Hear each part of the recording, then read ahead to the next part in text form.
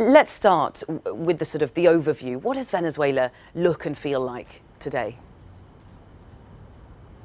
Good morning, Belle. Well, these are interesting days in Venezuela, to say the least. I have reported from the country for the past several years. I've been there quite a few times, and today you can witness moments of great stress in that country. For example, when we saw hundreds of people trying to, or threatening at least, to ransack a truckload of food because they simply couldn't afford going to a store and buying something for their families to eat.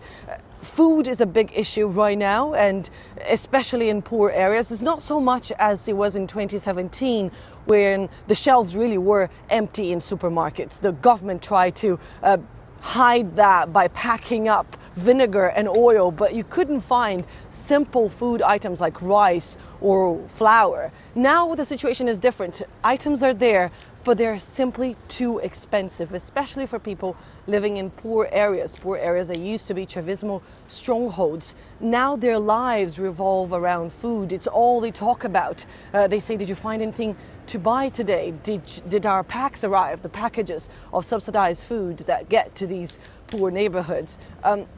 Nobody offers anything for you to eat because they simply can't. Nobody asks whether or not you ate anything, whether or not you were hungry.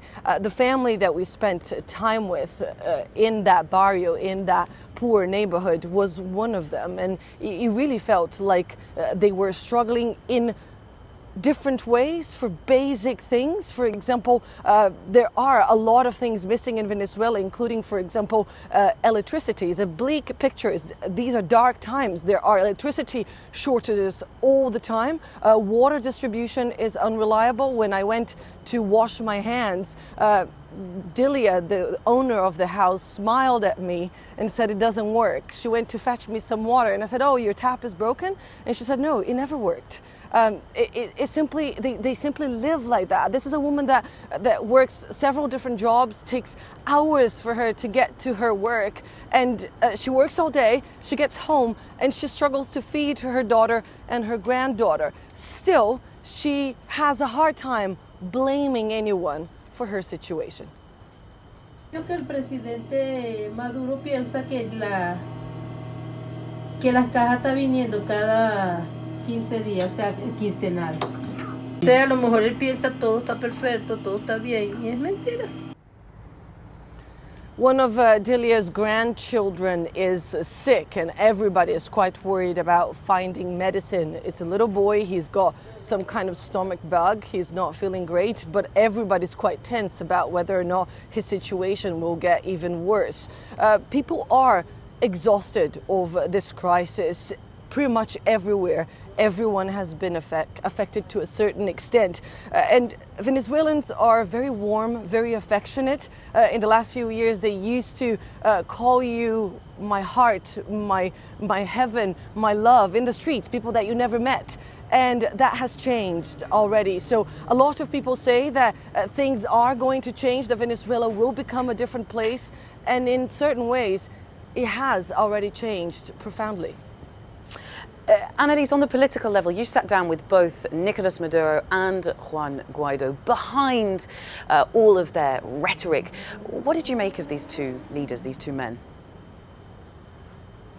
Well, these are very different men, but with similar parcours, similar trajectories, if you will, because they've both been catapulted to the positions they are now. To a certain extent, they weren't exactly hoping or expecting to get to that position, at least not in the time frame that they got. Nicolas Maduro was a bus driver, became one of Chavez's most important allies, became his foreign minister, and then was designated to get to power after Chavez's death in 2013.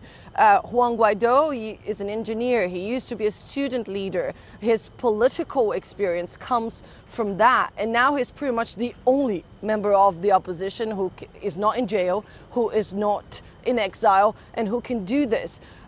Pretty much the only thing they agree on is that Venezuela cannot have two presidents. Both Maduro and Juan Guaido told me that there's only one president in that country. Of course, they have very different opinions about who that president is. But it was quite interesting. Of course, both men also tried to portray themselves as very much in control, as relaxed. They were both smiling broadly when they arrived for the interview. And it was interesting with Nicolás Maduro, of course, because he showed up with all these people. We weren't expecting an audience, and he showed up with the vice president, with the first lady, with several generals, and he showed up speaking Portuguese. I come from Brazil. I wasn't expecting Nicolás Maduro to speak to me in Portuguese. That threw me off a little bit. But he seemed to enjoy that exercise, to surprise me. And when we sat down, he was tense at times. He didn't like certain questions. He accused me of being part of the journalists that don't want to see the other side of the story. But there was one question that he enjoyed answering, and that was about his legacy and how he thought he will go down in history. No sé, pero lo que estoy seguro no me recordará como un débil, cobarde ni un traidor. Yo estoy claro de cuál es mi papel.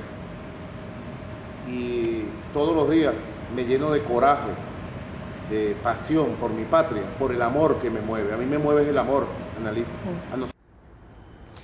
Juan Guaido also tried to seem very much in control, very relaxed. He talked about his motivation being the situation in the country and really feeling like now is time for change. But he's obviously also under a lot of pressure. The Supreme Court in that country imposed travel and financial restrictions on him. They froze his bank accounts. And I asked him how exactly he was feeling about that, whether or not he was worried for him, for his life, and for his family. And this is what the interim president of Venezuela had to say.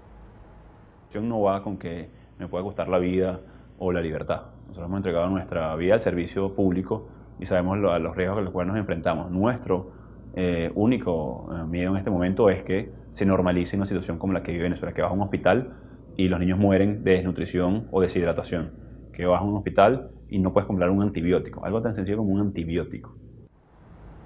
So a fascinating story, one with many characters, many political actors, and one that is far from leaving our headlines.